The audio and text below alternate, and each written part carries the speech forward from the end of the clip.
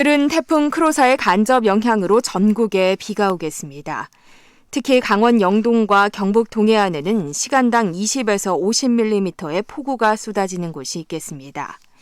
내일까지 강원 영동과 경북 북부 동해안 지역이 50에서 최고 200mm 이상, 경북 남부 동해안은 30에서 80mm, 경남 해안과 수도권, 강원 영서 지역은 20에서 60mm의 비가 더 내리겠습니다. 또 울릉도와 독도, 영남 해안과 강원 영동 지역에는 매우 거센 바람이 불 것으로 예상됩니다. 서울지방 현재 기온은 26도입니다. 1시 뉴스를 마칩니다. 전주리였습니다. KBS. KBS 1라디오. 야, 왜? 점심시간에 뭐하냐? 자야지. 야, 그러지 말고 이거 한번 들어봐. 뭔데? 지금 당장 라디오를 켜봐. 나른한 오후 깨울 시사 토크쇼. 모두가 즐길 수 있고 함께하는 시간. 유쾌하고도 신나는 시사 토크쇼. 오태훈의 시사본부. 네, KBS 라디오 오태훈의 시사본부 2부 시작하겠습니다. 시사본부는 청취자 여러분들의 참여 기다리고 있습니다. 샵 9730으로 의견 보내주시면 되고요. 짧은 문자 50원, 긴 문자 100원, 어플리케이션 콩은 무료로 참여를 하실 수 있습니다. 또 팟캐스트와 콩 KBS 홈페이지를 통해서 다시 들으실 수 있고 유튜브에서 일라디오 또는 시사본부 검색하시면 방송 모습 직접 확인하시고 댓글도 달아주실 수 있습니다. 촌철살인의 명쾌한 한마디부터 속 터지는 막말까지 한 주간의 말말말로 정치권 이슈를 정리하는 시간 각설하고 시간입니다. 더불어민주당의 최민희 전 의원, 자유한국당 김용남 전 의원 두 분 자리하셨습니다. 두 분 어서 오십시오. 네, 안녕하세요. 예, 지난주에 참 뜨거웠는데. 그랬던가요? 예, 그걸 뜨거웠어요. 요구하셔놓고. 아니요. 제가 요구한 적은 없습니다. 예? 오늘도 뜨거운 방송 부탁드리겠습니다. 감당하실 수 있겠어요? 최민희 김영남 전 의원과 함께하는 각설하고 영상으로 만나실 수 있습니다. 유튜브에서 확인하실 수 있고요. 오늘 광복절 74주년 맞는 날입니다. 문재인 대통령의 경축사 많은 분들이 궁금해하셨는데 경축사 듣고 시작하도록 하겠습니다.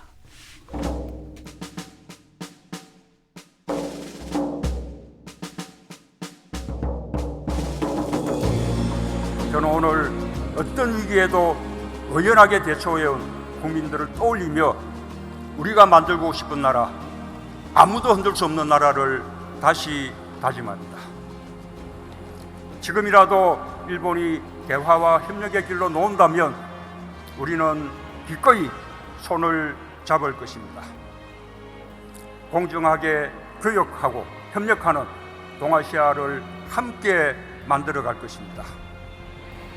평화 경제를 통해 우리 경제의 신성장 동력을 만들겠습니다. 우리의 역량을 더 이상 분단에 소모할 수 없습니다.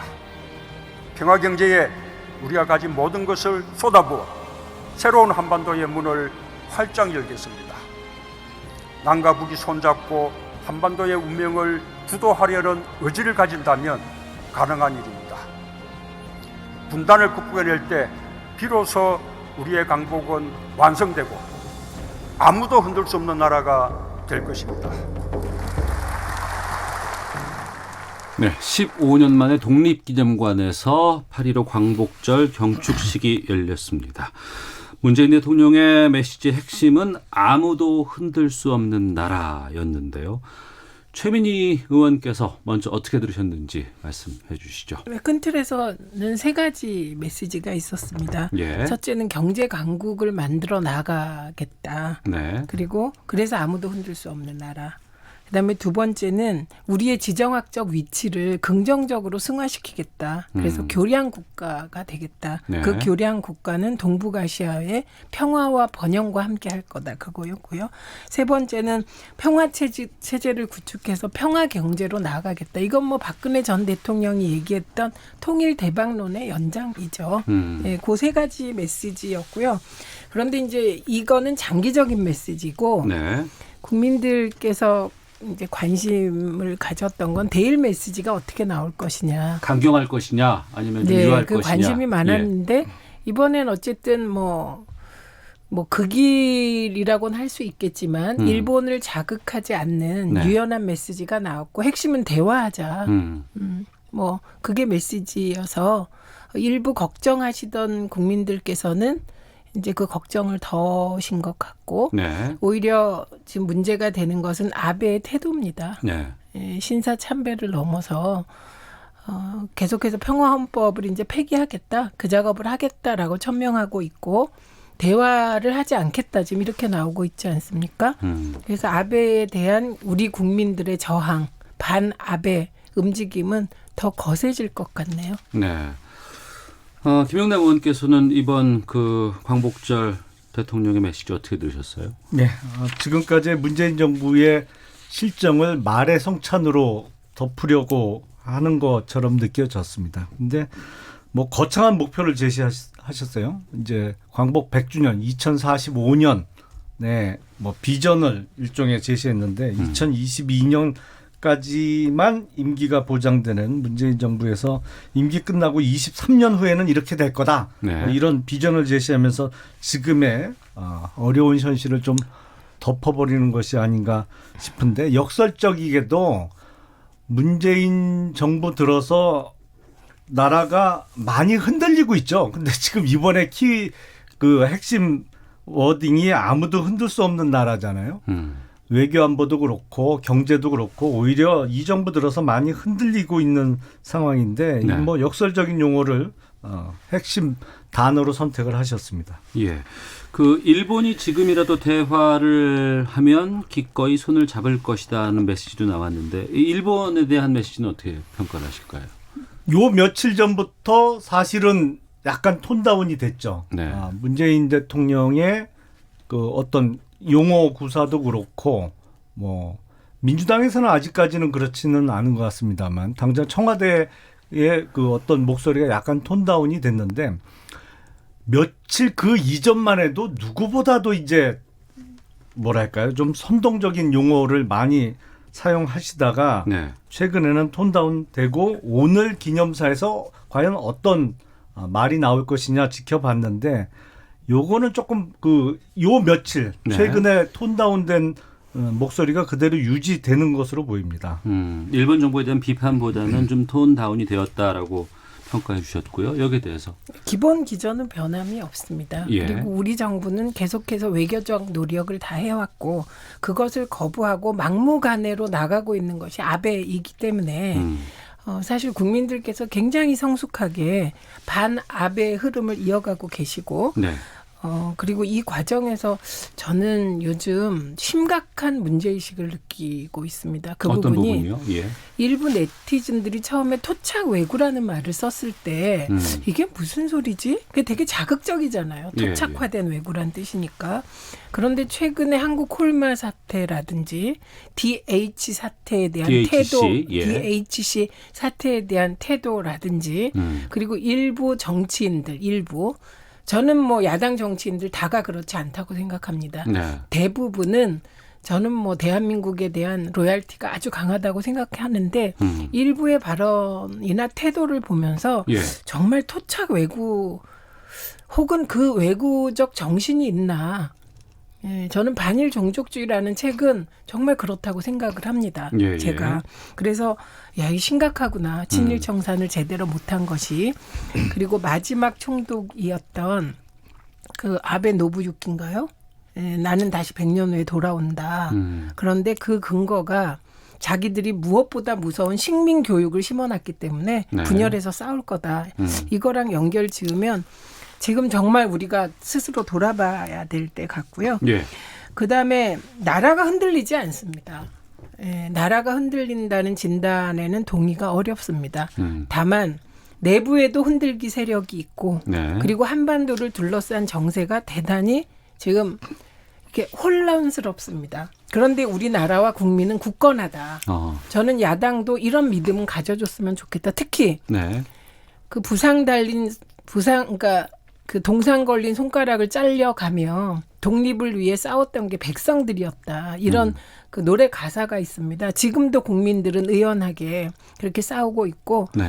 그리고 그 위기의 시기와 지금 다른 것.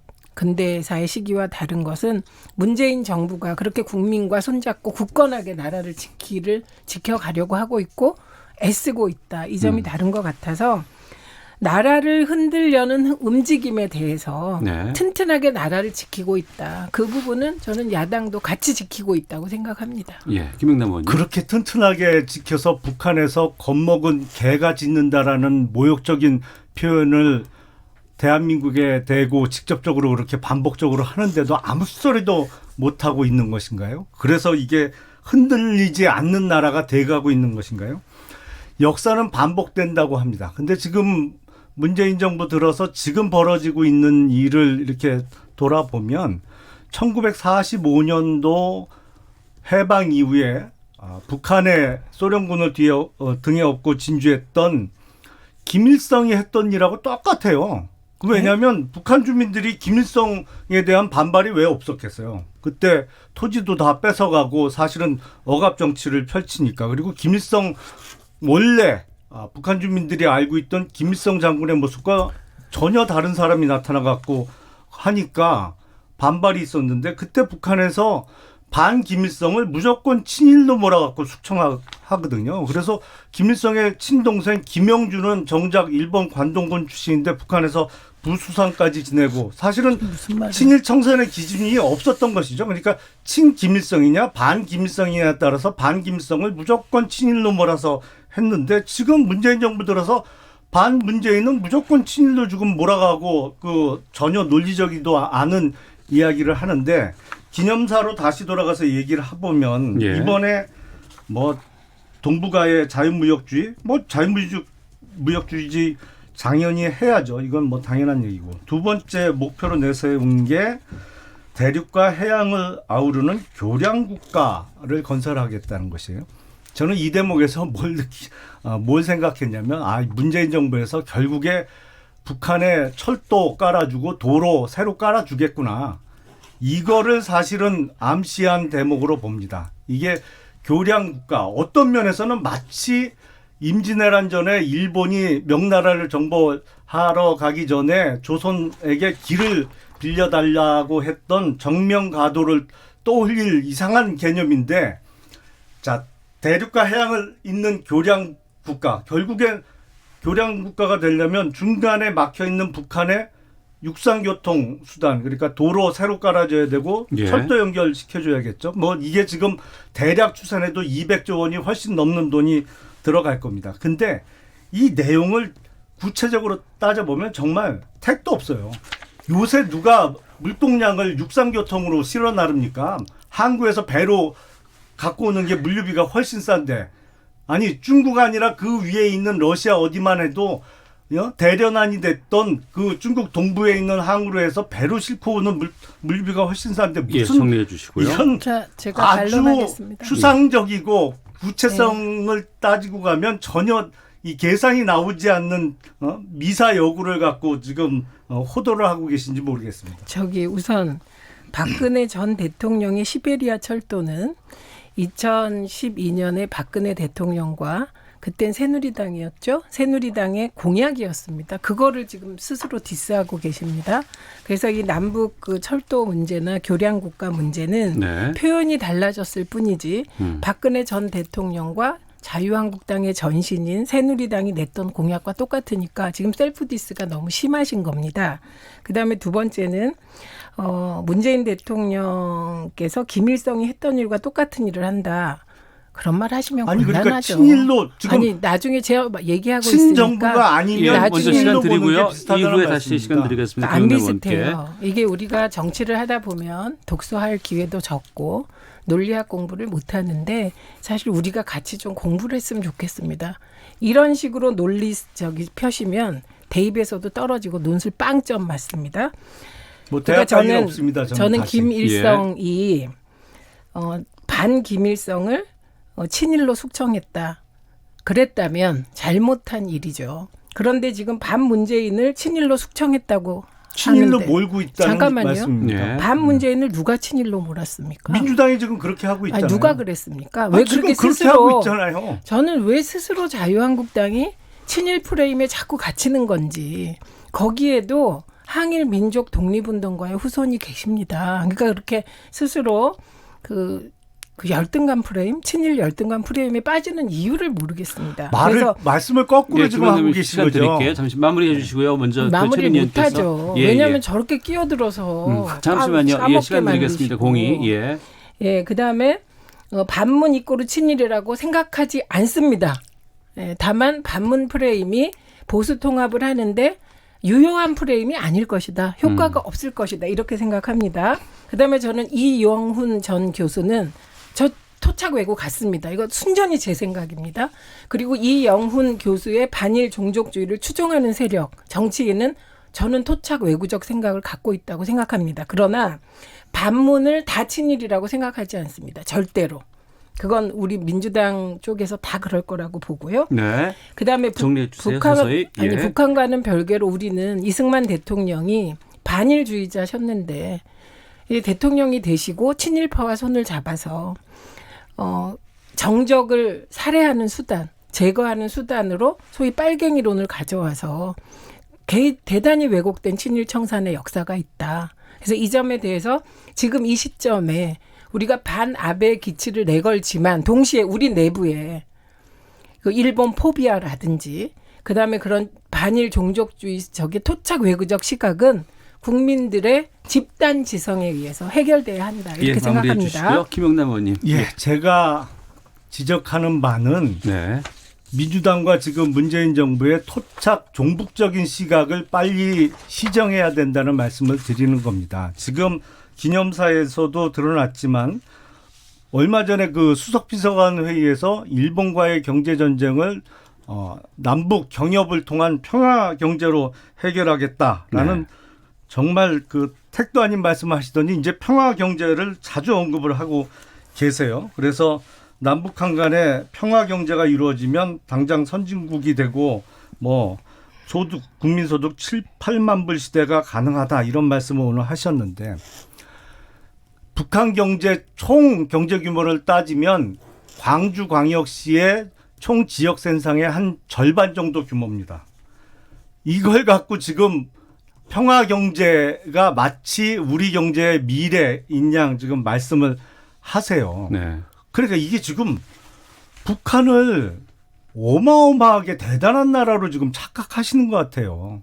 지금 광주광역시 절반 정도의 경제 규모를 갖고 있는 북한하고 잘 지낸들, 제가 보기엔 이런 식으로 계속 그 문재인 정부에서 외교안보 정책을 끌고 나가면 북한이 핵과 미사일을 다 가지게 될 텐데 만에 하나 북한하고 잘 지내게 된들 무슨 그 경제 성장이 거기서 얼마나 효과가 있다고 이런 추상적이고 실질적으로 따져보면 정말 터무니없는 말씀을 계속 반복적으로 하시는지 모르겠습니다. 아니, 그러니까 지금 문재인 정부나 민주당에서 토착 종북이라는 얘기를 들을 수밖에 없는 거예요. 네, 제가 보기에 토착 종북의 대명사는 박정희 전 대통령 같습니다. 이게 제 생각입니다. 그러니까 말씀하시는 모든 게 셀프 디스가 되시니 좀 그런 점도 생각하고 우리가 토론을 해야 될 것 같습니다. 그다음에 저는 거듭 말씀드리지만 네. 남북 관계의 획기적인 전환점을 만든 대통령이 누군지 아세요? 노태우 대통령이세요.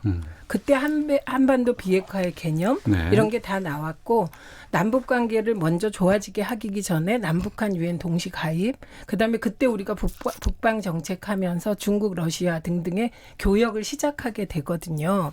그리고 이 소위 통일 대박론은 모든 정부가 북한과의 통일을 통해서 경제 교류하는 것이 우리에게 남은 마지막 블루오션이라는데 다 동의했고요. 예. 당장의 이명박 대통령, 박근혜 대통령, 특히 박근혜 전 대통령의 그 통일 대박론은 조선일보에서 시리즈로 계속해서 그 시리즈까지 한 사안이고요. 그때 자유한국당 쪽 의원들, 그러니까 지도자들도 다 거기에 동의해서 발맞췄던 것입니다. 네. 그러니까 똑같은 내용을 문재인 대통령이 얘기하시면 토착 종북이라고 말씀하시면 저는 박정희 대통령을 필두로 한 박근혜 전 대통령 다 토착 종북이란 말을 듣게 되기 때문에 저는 적어도 박근혜 대통령의 통일대박 찬성했습니다. 그렇게 가주기를 바랬는데 네. 그 기조가 계속 가지 않아서 대단히 아쉬웠단 말씀을 드리고 지금 당장 우리가 북한과 교역을 한다고 세계 6위 국가가 될까요?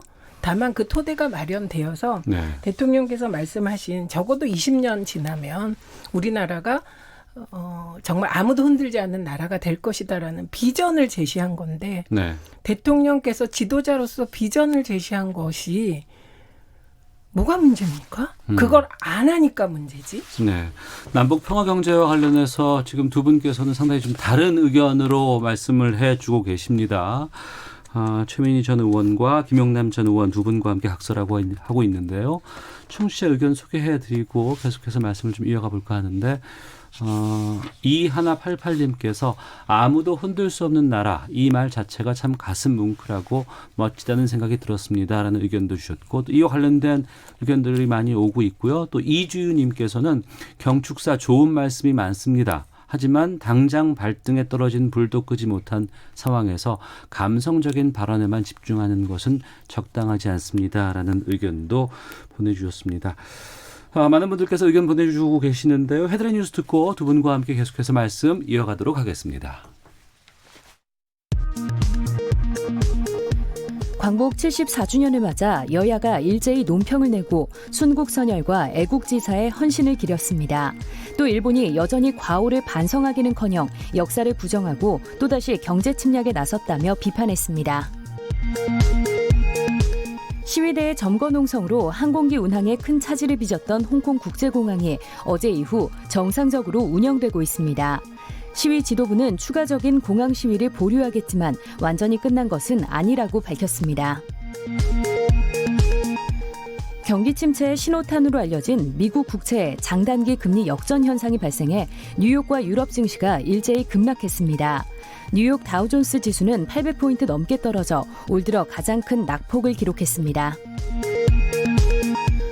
글로벌 경기 침체 우려로 미국 증시가 폭락하자 오늘 아시아 금융시장도 크게 휘청거리고 있습니다. 일본의 경제 보복으로 한일 관계가 악화한 지난달에도 우리나라 농림수산식품의 대일 수출은 큰 영향을 받지 않은 것으로 나타났습니다. 지금까지 라디오 정보센터 조진주였습니다. 이어서 기상청의 최영우 씨입니다.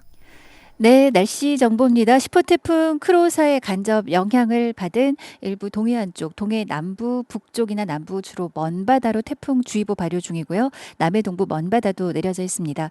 앞으로 울릉도 독도나 동해 중부 먼바다로도 태풍주의보가 내려질 수 있겠고 이 주로 먼바다로 내려져 있지만 풍랑특보도 앞바다 쪽으로 지금 내려져 있어서 동해와 남해는 내일까지 높은 물결, 강한 바람 주의하셔야 되겠고요. 현재 비도 동해 쪽으로 많이 내리면서 강원도 동해안 그리고 일부 경북 동해안 쪽으로 호경보와 주의보 내려져 있습니다. 오늘 하루 동안 강원 영동과 경북 북부 동해안은 울릉도 독도와 함께 50에서 최고 200mm 이상의 강한 비가 쏟아져 내리겠고요. 경북 남부 동해안도 30에서 80, 그밖에 서울, 경기, 강원, 영서, 경남 해안 20에서 60mm, 충청과 전라, 경상, 내륙, 제주는 5에서 40mm의 비가 지나겠습니다. 내일까지 동해안 쪽으로 울릉도 독도와 함께 바람이 매우 강합니다. 강풍특보도 내려져 있는 곳이 많아서 주의가 필요하고요. 폭염특보는 비가 내리면서 당분간은 좀 주춤할 텐데 그래도 아직도 일부 전남과 경남, 제주 쪽으로 폭염주의보가 남아있는 곳이 있고요. 밤에는 열대야도 반복이 되겠습니다. 강한 비바람 오늘 내일까지 좀 주의를 하셔야 될 텐데 특히 동해안은 내일 오전까지 이어질 것으로 보이고요. 오늘 서울 30도, 강릉 28도 등으로 폭염의 기세는 당분간 토요일까지는 좀 꺾이는 곳이 많겠습니다. 하지만 폭염특보 남아있는 일부 전남, 경남은 당분간 계속해서 33도 이상의 기온 유지하겠습니다. 지금 서울 기온은 25.5도에 그치고 있습니다. 지금까지 서울에 11.7mm의 비가 왔고요. 날씨 정보 전해드렸습니다. 계속해서 이 시각 교통 상황 KBS 교통정보센터 이승미 씨입니다. 네, 이 시각 교통 상황입니다. 서울 서대문 안쪽으로 광복절을 맞아 곳곳에서 집회가 진행되고 있습니다. 교통 통제가 되는 곳도 여러 곳인데요. 전면 통제되는 곳입니다. 세종대로 사거리에서 광화문 3거리 방면이 전면 통제되고 있고요. 시청 앞도 광화문 쪽으로 한 방면이 전면 통제되고 있습니다. 서울역 광장에서 숭례문 방향도 전차로 통제되고 있으니까요. 운행에 참고하시기 바랍니다. 고속도로 차도 많고 빗길 사고가 잇따르고 있습니다. 평택 평택 시흥고속도로 평택 방향으로 송산 마도 부근 1차로에서 화물차와 승합차가 부딪히면서 화물차가 반대 방향으로 넘어간 사고가 있었습니다. 지금도 양방향 1차로가 통제되고 있고요. 평택 쪽은 송산 마도 부근 4km 구간 정체고요. 시흥 쪽은 조암에서 송산 마도 쪽으로 7km로 여파가 늘었습니다. 경부고속도로 부산 방향으로 판교 부근에서 사고 여파받고 있고요. 서울 쪽은 건천 휴게소 부근과 서울 요금소 부근 지나는데 사고로 밀리고 있습니다. KBS 교통정보센터였습니다.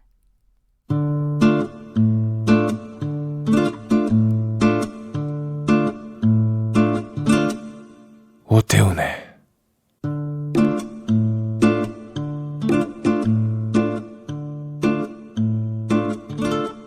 시사본부.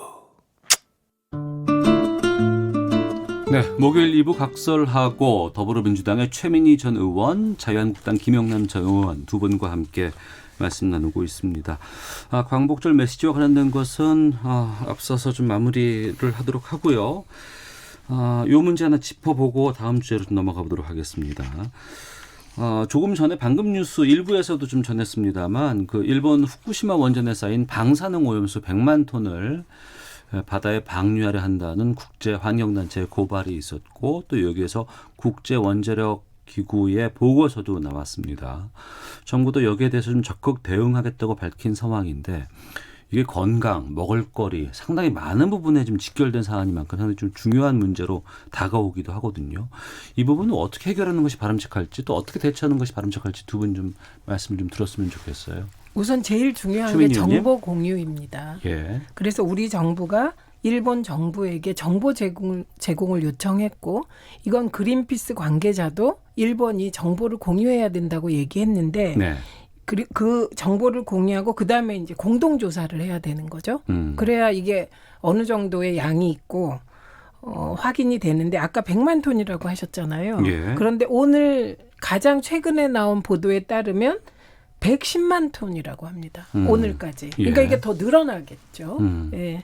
그래서 공동조사 요청을 했는데 이걸 일본 정부가 거부했습니다. 네. 그리고 거부한 상태에서 3년 후에 이 110만 톤을 순차적으로 방류하겠다는 겁니다. 그럼 이게 방류하게 되면 처음에 오염수가 일본 주변 해류를 타고 동중국해로 가고 우리가 어렸을 때 배운 크로시오 해류 있잖아요. 네네. 예, 그리고 스시마 난류의 영향으로 동해로 유입되는데 이게 되게 1년이 걸린다고 합니다.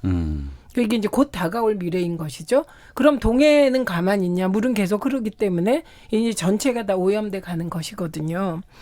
근데 그러니까 지금 우리 정부가 할 일은 공동조사 요구, 일본이 거부했지만 일본에다가, 예, 요구를 계속하고 IAEA에서도 우려를 표명했고 그린피스도 우려를 표명했기 때문에 이거야말로 국제적인 공조, 중국과의 공조도 필요하고 네. 이게 관계된 나라가 많거든요. 예. 그래서 일단 공동조사부터 시작해야 되는 것이 아닌가 싶습니다. 김영남 의원님.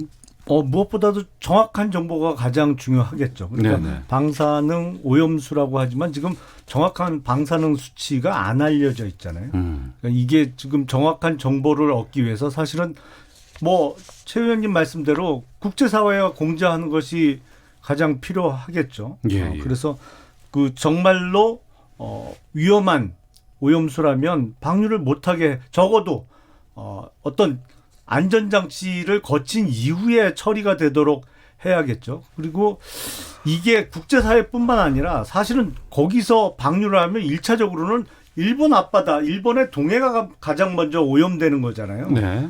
그래서 일본의 시민사회나 야당도 가만히 있지는 않을 것 같은데요. 그런데 그런 의미에서 정확한 정보의 공개, 네. 이것이 가장 중요해 보입니다. 근데 한 가지만 정보를 공유하자면 예.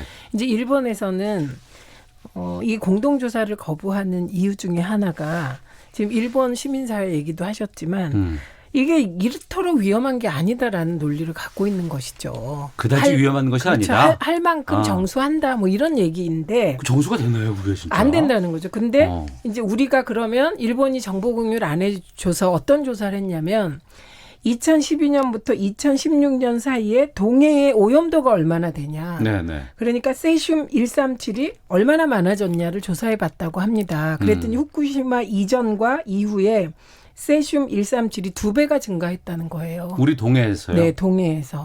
그러니까 지금 이렇게밖에 우리 정부가 조사할 수 없는 이유는 일본이 정보 공유를 안 하기 때문입니다. 이 정보 공유를 일본에게 좀 강압적으로라도 해야 된다라는 요구를 하기 위해서는 좀 국제사회 공조 같은 것이 참 중요하지 않을까? 그게 압박 수위로 좀 의미가 있지 않을까요? 그렇죠. 당연히 이게 뭐 한일 간에는 가뜩이나 다른 문제도 많이 얽혀 있는데 네. 이 문제 관련해서 한국이 독자적으로 정보 공개를 요구하면 일본에서 이런저런 이유를 대고 응하지 않을 가능성이 높죠. 그래서 사실은 그래서 외교가 두루두루 잘 지내놔야 되는 거예요. 그러니까 알겠습니다. 사실은 미국을 지렛대 삼아 요구를 할 수도 있는 거고 그래서 외눈박이 외교는 위험합니다. 그래서 언제 무슨 일이 터질지 모르기 때문에. 더불어민주당의 최민희 전 의원, 자유한국당 김용남 전 의원 두 분과 함께 각설하고 다음 주제로 넘어가겠습니다. 이대로는 안 됩니다. 이제라도 대한민국을 대전환해야만 합니다.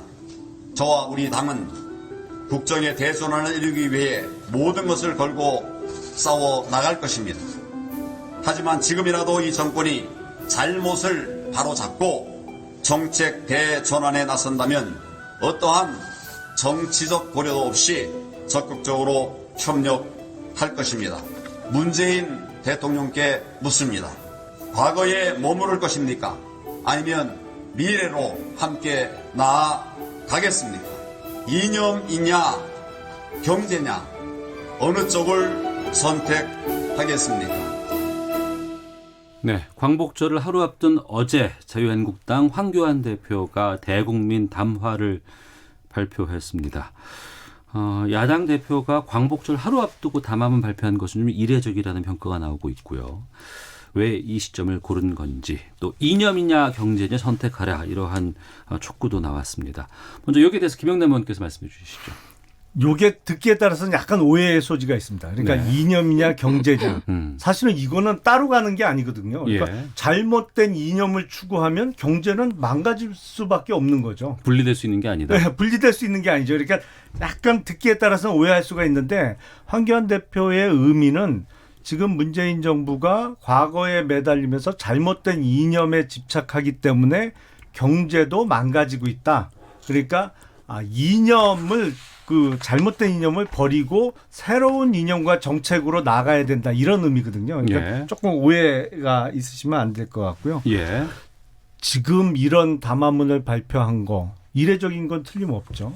근데 광복절날 하면 대통령 기념사에 묻힐 거고 그러니까 하루 전날 야당 대표가 한 것인데 이 담화문을 발표한 배경은 지금 사실은 문제가 심각합니다. 뭐 앞서서 제가 많이 흔들리고 있다 나라가 이런 말씀을 드렸습니다만 이게 우리가 그동안 뭐 한 50년 동안 열심히 애써갖고 많이 올라와 있죠. 그리고 대한민국이 결코 작은 나라도 아니고 약한 나라도 아닙니다만 최근에 외교안보적으로 또 경제적으로 많이 흔들리고 있는 것이 사실이기 때문에 지금이라도 잘못된 정책은 폐기하고 네. 정책 수정을 하라는 요구죠. 그런 의미에서 이런 담화를 발표했다고 보입니다. 예, 최민희 의원님. 그러니까 이제 황교안 대표께 조언을 드리자면 공안검사 프레임에서 빠져나오셔야 한다. 이겁니다.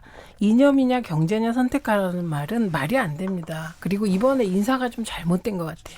김용남 의원이 대변인을 하시면 좋을 것 같습니다. 왜냐하면 왜 이러세요 또? 아니 왜냐하면 너무 잘 이해가 됐어요. 예, 그 해석이. 근데 전 처음에 이념이냐 경제냐 선택하라 그랬을 때는 해석 듣기 전에는 네. 그 김용남 의원님 말씀을 듣고 저럴 수도 있겠다 이렇게 됐지만 처음에는 이게 무슨 말이지? 이미 노무현 대통령께서 권력은 시장으로 넘어갔다. 이념의 시대가 끝났다. 이렇게 선언하셨거든요. 네. 그래서 그 이후로는 경제를 어떻게 운영하느냐는 문제로 여야가 갈등을 했는데 왜 이러지? 그래서 역시 공안검사 프레임에서 빠져나오셔야 될 것 같고 그러려면 대변인을 잘 선택해야 될 것 같다. 그런 생각이 들고 그다음에 이걸 보면서 김용남 전 의원님 말씀 듣기 전에 저는 두 가지 다 공안검사시구나. 또 네. 하나는 기독교 원리주의적으로 흑백 논리구나. 이념이 아니면 경제. 이거 뭐지? 그랬는데 이해가 됐습니다. 일단 의원님 말씀으로. 그래서 저는 뭐 광복절 앞에 이게 이제 흔히 우리가 초친다는 말을 하는데 대통령 메시지 나오기 전에 먼저 하시는 거 뭐 있을 수 있다고 생각합니다. 정치는 누가 주목받나 게임일 수도 있기 때문에. 그렇다면서요. 그런데 예. 광복절의 대일 메시지가 아니라 문재인 대통령 흔들기 메시지를 내니까 저는 처음에 왜 저는 아주 일본에 대해서 명쾌한 메시지가 나올 줄 알았어요. 예. 이승만 대통령 동상 앞에서 한다 그래서. 근데 그거는 안 보이고 오직 문재인 대통령 흔들기. 사실은 비판한 거잖아요. 그걸 보면서 이 흐름을 완전히 우리하고는 다르게 보고 계시다. 지금 국민들께서 아베가 왜 저러지? 이런 분위기인데 황교안 대표는 문재인 대통령이 왜 저러지에 빠져 계신 거구나. 그래서 되게 아쉬웠습니다. 제가 기대한 건 강력한 반아베 메시지였거든요. 반일이 아니라 네. 반아베 메시지를 기대했는데 왕실망입니다. 알겠습니다. 방금 대변인 인선 말씀을 해주셨으니까 자연스럽게 좀 글로 가보겠습니다. 담화문 발표 직전에 황교안 대표가 주요 당직자를 교체를 했어요. 네. 민경옥 대변인은 물론이고 당대표 비서실장까지 바꿨다고 하는데 이번 인선의 시점이라든가 내용 김영남 의원께서 좀 말씀해 주세요. 그 지역적으로는 비슷합니다. 그러니까 당 대변인이 인천 지역구의 민경욱 의원에서 이제 안산 지역구인 김명현 의원으로 바뀐 거고 비서실장이 역시 부산 출신이었다가 다시 부산 출신이 돼서 지역적인 교체는 없었고요. 예.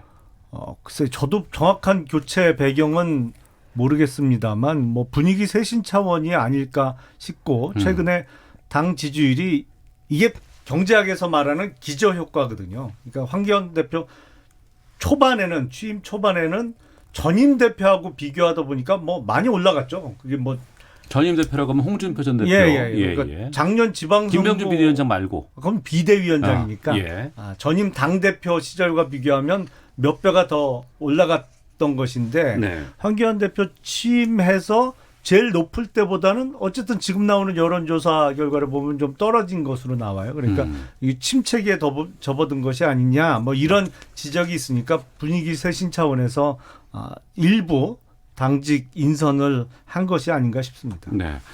공안 검사의 여지가 좀 보인다. 계속 아직도 정치인에서 이렇게 말씀해 주셨는데 거기에 대해서는 어떻게? 근데 이게 지금 민주당에서 이런 얘기하면 매번 색깔론이다, 뭐 공안적 시각이다 이렇게 공격들을 하시는데 네.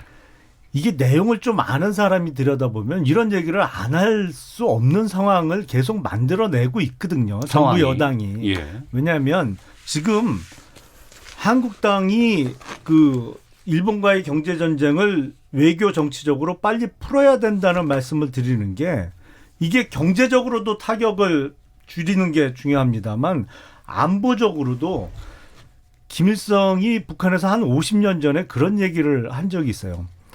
남한이라는 갓은 미국이라는 갓근과 일본이라는 갓근이 매어져 있어서 이게 똑바로 서 있는 갓이다. 뭐 이러면서 소위 갓근 이론을 이야기한 게 있거든요. 근데 예.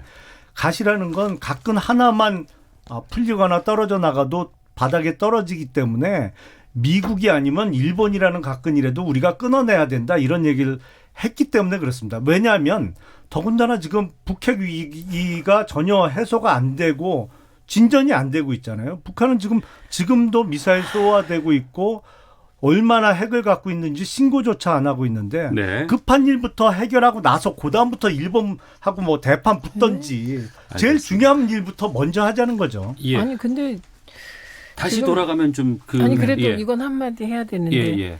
대한민국이 언제 일본과 경제 전쟁을 하려고 했습니까?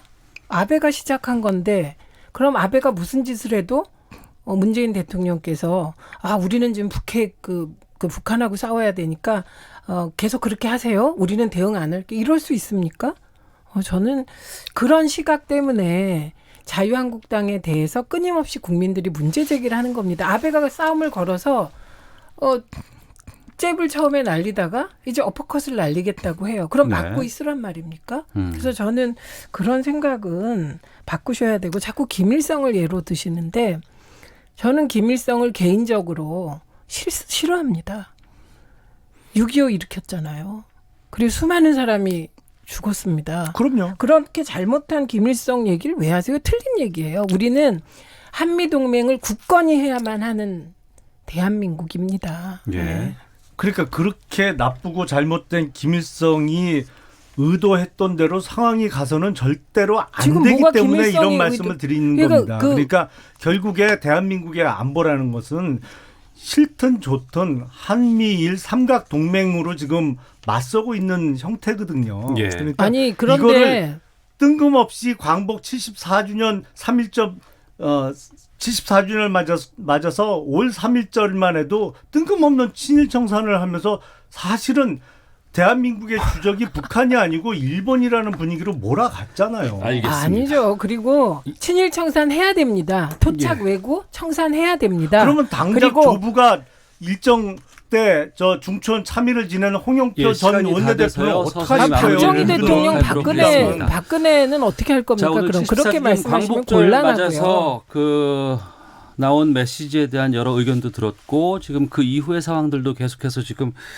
인사청문회까지 다뤄볼까 했는데 시간이 다 돼서 오늘 나온 그 각 당의 논평도 근데요. 홍영표 의원을 뜬금없이 저렇게 들으셔서 예, 홍영표 의원은 예, 스스로 마무리하도록 조부의 할게요. 예. 그런 부분을 반성하면서 알겠습니다. 더 열심히 애국하겠다고 이미 그러니까 얘기했습니다. 각 당의 대변인 논평 지금. 소개해드리고 마치도록 무슨 하겠습니다. 민주당에서는 청문회.